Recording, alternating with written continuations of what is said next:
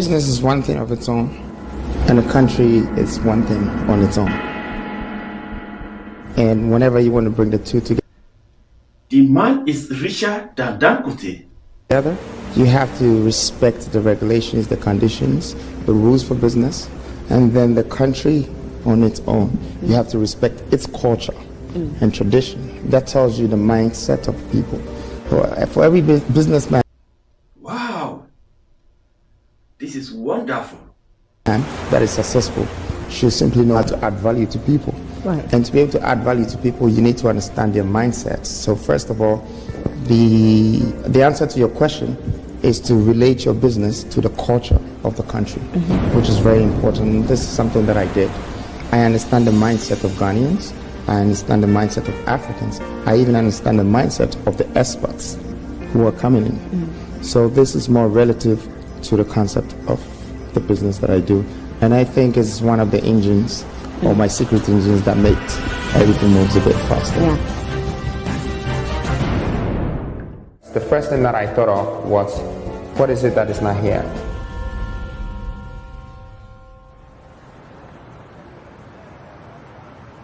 There were a lot more apartments in town, in airport especially, and people were not renting it. It's not about what they want to build for people to buy. It's about what people are looking for. And that's what they need to build for them to be able to attract that sort of clients. So I did my research, studied the market, and I realized that they are building 3 bedrooms for expats. And most of these expats are either come to Ghana alone, looking for the opportunity to come here and live here. So they'll probably want to live a year, spend a year of their life here working to see what it's like, which means people were looking for 1 bedrooms and 2 bedrooms, more than 3 bedrooms, because 3 bedrooms is basically for families. And I also realized that the Ghanaians themselves couldn't afford to buy 3-bedroom apartments in these areas, not unless someone had money and they wanted to invest and rent, which is very rare. It's few of them, which means the market was really there for the expats. And I think it's more important for us to make sure that the aim, the purpose is achieved and is suitable for the client.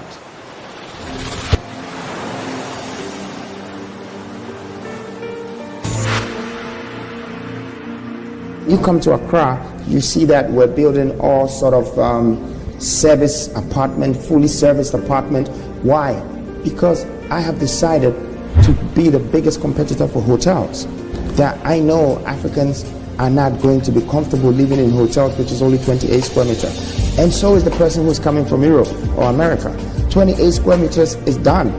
You know, people don't travel to Africa with briefcases. They travel with suitcases. You're coming 8,000 miles away. You're not going to turn around the same day and go. You're going to stay here for 2, 3, 4 days. Of course, we need to give you a place that is comfortable enough to live. And even if you had a girlfriend or a wife or a child, there has to be a place ready to live. Whereas in the past, you had developers who were only interested in putting an apartment, leaving it empty, and somebody have to come and pay you 1 year, $60,000, $70,000, and then you spend another $30,000 to furnish it. Now you tell me, if this is what you had to do to go to another person's country, would you be happy? You won't even go. You set your mind to it. You have to find a way to execute it. Now, but if you don't, then you become the loser. But then if you do execute it or overcome whatever challenges, it makes you a winner. For us as businessmen or entrepreneurs, our biggest boss is to win. In every venture that we go closer, or every step that we take, we just want to be a winner. You know, that's like gambling. You know, you go in and you come back out as a winner. And so even though we have these consequences and all these issues of backdoor business before you penetrate or before any doors are open, I find a way to let it positively inspire me and motivate me that what if I can find a better way not to be trapped by one of these consequences, but a better way to be able to slip through and come out successful.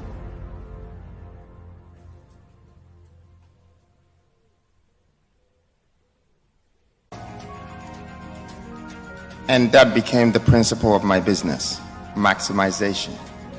So I'm not a real estate developer. I maximize the use of the land, the spaces. Thank you. This actually opened my mindset for business, and beyond that, for nations. So from that 2 houses that went on 1 plot before Qualis Group was formed, this is what we have done so far, and I'd like to share some of the projects with everyone here. So Qualis Group has 5 subsidiaries: Petronia, Wonderworld, Belfast, New Africa Construction, and New Africa Foundation.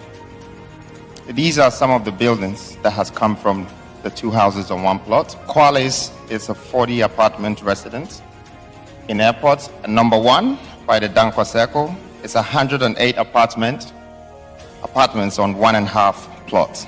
So this is where the maximization took. From putting 2 houses on 1 plot to 108 apartments. Bel Air Crest is in Cantonment. It's also 130 apartments on 2 plots. Avenue Lincoln, it's in Ridge. Number 2 is yet to be built. Ritz-Carlton is coming up, a great address in Accra, next to Labadi Beach. WW is ongoing. It's the first medical tourism and offices. Graduators, it's our charity project to be able to provide homes for graduates. JW Marriott, it's also an ongoing project. And these are some of my projects in LA, outside Ghana. In 20 years, I have managed to build over 700 homes from Ghana to other parts of the world. The point that I'm trying to make here, it's what my country has made me become. So I decided to put this together. The revolution of development, how the world has changed from Asia to Dubai, the United Arab Emirates, the evolution of Europe, how we got developed so fast.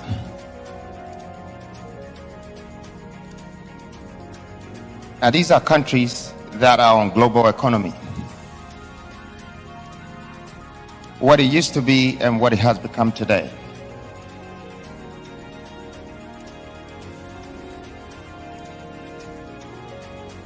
The evolution of America is very interesting. It's become one of the strongest engines of the world from how it was built. And it was definitely built on the government working directly with the private sector. They managed to build a 1 currency. What I started to study about 10 years ago when I got into real estate was land policy. When I finally understood and educated myself with it, I decided to go into land banking. That land banking has assisted Wonderworld company to be able to go into a lot of developments in a go. Currently, we have maybe 5 to 6 projects. I studied one thing about real estate. It has 3 rules. Rule number 1 is location. Rule number 2 is location. Rule number 3 is location. Osu is like Oxford Street of London. In Ghana, when they say Osu, you're going to Oxford Street. So I went for the location, and I went for the number 1 location.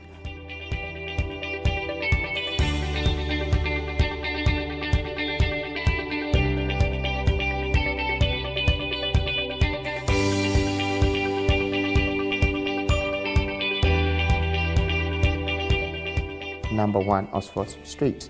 It's the first building in Ghana that is actually offering a retail, residential, and also have like 2-3 floors of underground car park. We're talking to Buddha Bar currently.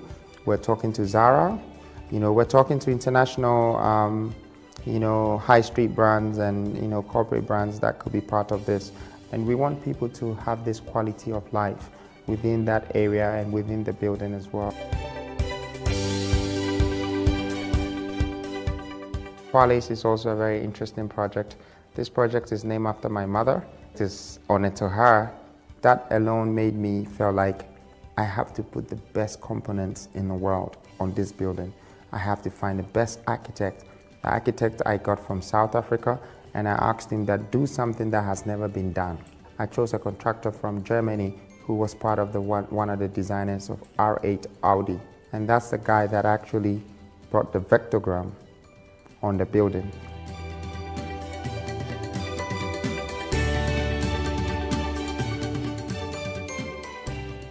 Fully furnished, and it has from studio to 1 bedroom to 2 bedroom and 3 bedroom. It has a penthouse filled with roof bars and roof gardens and sky bars and so forth. So it's been professionally, skillfully executed, and the intentions are very high, so quality is guaranteed. And I believe that that's what we are selling as Wonderworld. We want to make sure that that quality is guaranteed. You get your money's worth. What Imagine? I like the journey. I've enjoyed it. You know, taking different steps in life and stages in life where you meet different type of people, different type of race, different type of colors, different type of people with different manners. And you have to be able to be tolerant, to be able to perceive life and have a different value for life, which I think that's what the money's worth. Wow. I believe that poverty is a curse, but it has been a thrill, a will, and a strive, commitment, and a drive to get yourself out of poverty, which I believe is a curse. Not everyone is born to be rich, but the value of richness comes in different ways. Some people were born to be poor, but some people were born to come out of poverty, to prove to people that it's possible to be out of poverty. It's a sign of finding humbleness. It's a sign of and a way of fearing the Lord, knowing that there are obstacles, there are issues ahead of you, but you want to come out of it. And of course, you can't just rely on a person or just on your dreams or wishes to become what you wish to be. So there has to be a belief that is beyond your imagination. Well, my father was extremely rich. My mother was penniless broke. I grew up with my mother. So I was born into poverty. I tasted the life. I remember there was a time that my father came and asked me to pack my clothes in a bag so I can come with him. And my mom was standing there. But for the first time, I was very young. I was able to say no. I was maybe 7 getting to 8 years. Now, I didn't say no because I didn't want to go with my father, but I looked at my mother and something said that I'm all she had. And if she was that broke and I had to leave her, then I'm taking all the riches away that one day she can dream of from her. Today, this has come into reality. No, I've always made decisions better than the others, but it has been one of the best. You know, I don't want to see myself as a billionaire because I have the money. I want to see myself as a billionaire because I built the wealth. This is Wonderworld. This is one of our projects, and it's called Avenue Lincoln. Okay. Avenue Lincoln. Lincoln is my son. Oh. And the day I bought this land, that very day, right when I was doing the transaction, I got a phone call saying you have a son, and he's called Lincoln. So I decided to name this project after him. So it's called Avenue Lincoln. But basically, this is one of the projects that I do. What I intended to do with this, I wanted to change the trend and the scale of market that we already had in Ghana. So I decided to go to 3 floors instead of 2 floors for the first time. And that gave me the opportunity to turn it into a multi-purpose home. Wow. In the sense that I realized on the market, the demand was more like apartments, office spaces, and maybe townhouses. So that's what you see. I've got all the 3 in one look. Well, yes, some are rented, some are sold. That's what I do. I rent, I sell. Okay. It cost me about 8 million to develop it. And after that, it's probably worth 50 million. Wow. So it's like 80 to 90% profit. Wow. Well, I think definitely you should be a millionaire to be able to buy a house that is almost $1 million. And for me, I had always not wanted to be or consider myself as a millionaire. I always wanted to make more millionaires than I could make for myself. And I just probably ended up being one. I'm lucky. Okay, so it's a very simple plan. It's this is the kitchen, it's open. This is the dining, is also open. You walk in and you walk into the living room, and here it's all like cameras and all sort of DSTV wiring, everything comes out here. And this is another entrance to the house. So you have the garage, which you can just drive in and come through here. You have guest toilets and other stuff right here. And this is the living room. It's very simple. We're not trying to be so. It's very simple because that's how we want to leave it. But the good thing is that you have a backyard, which is also, you have a garden, your garden chairs, you can have your grills there and everything, yes. And you have like 3 floors up. So you go to the first floor.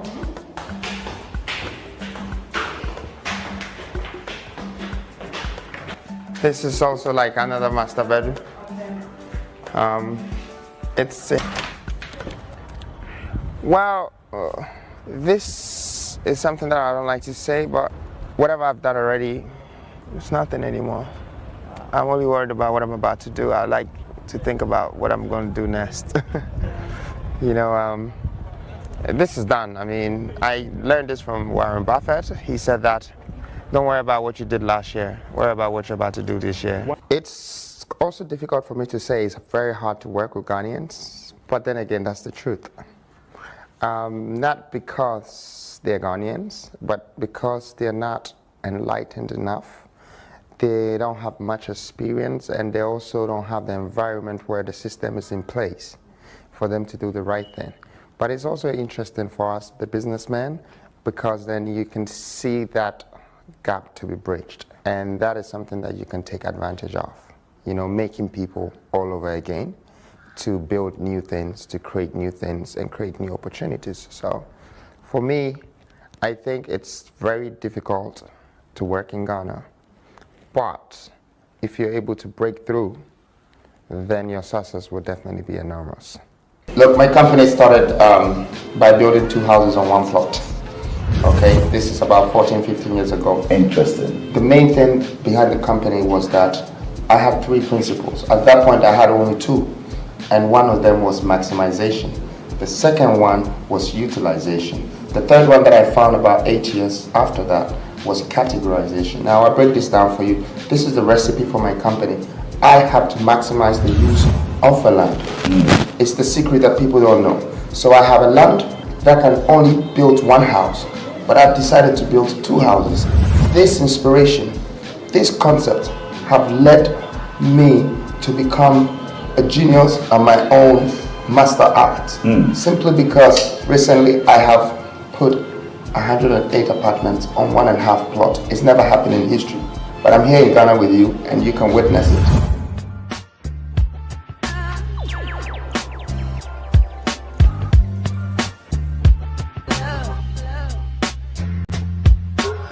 So we'll be checking out that property. Of course, it's right here in Ghana. It's in Ghana. I mean, I won 2 awards in Dubai for it. I don't know how these people found out, but I gave the building to an international service operators, and I revealed the size of the plot. I always believe that things that are impossible should be possible. That is one of the things that I like to do. 0.38. It's never happened. I mean, beyond my own imagination, and the people I work with, from the architects to the engineers to the designers, they didn't believe it, but I already saw the dream, I saw the vision, I saw the opportunity, and that land was abandoned for years. I saw that there was 1 entrance there, there was 1 exit there, and I said, wow, 1,000 people can walk through this tunnel. So these are some of the secrets behind successful people.